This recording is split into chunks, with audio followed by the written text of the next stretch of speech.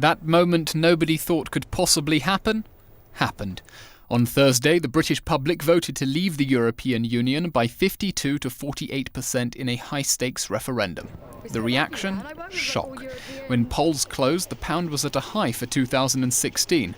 When the result became clear, it plummeted to the lowest rate against the dollar since 1985, and the London Stock Exchange took a major hit.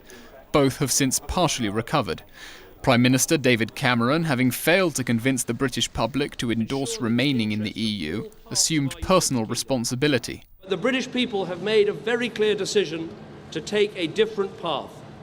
And as such, I think the country requires fresh leadership to take it in this direction. I will do everything I can as Prime Minister to steady the ship over the coming weeks and months.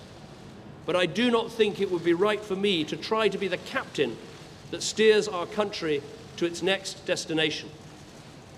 This is not a decision I've taken lightly, but I do believe it's in the national interest to have a period of stability and then the new leadership required. Boris Johnson, former mayor of London and one of the leaders of the Remain campaign, is bookies' favourite to be the next Prime Minister after the Conservative Party holds fresh leadership elections expected by October. On Friday, he said that Britain should be in no rush to make a precipitous exit and should invoke Article 50, triggering exit negotiations, at its own pace.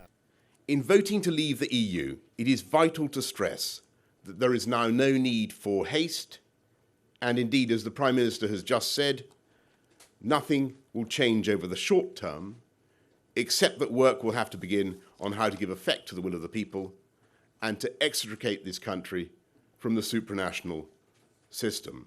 In the opposition Labour Party, leader Jeremy Corbyn sacked Shadow Foreign Secretary Hilary Benn for attempting a coup. Now the BBC reports that half the Shadow Cabinet is to resign.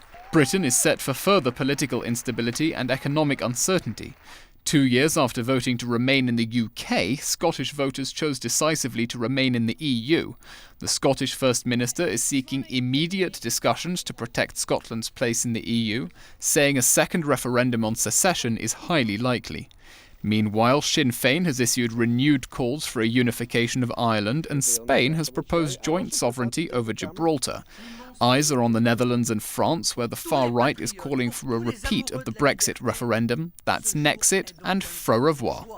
And this amid disturbing reports of a spike in racist abuse in Britain, with immigrants told to go home and being threatened with deportation by certain triumphant Leave voters delighted to have their country back.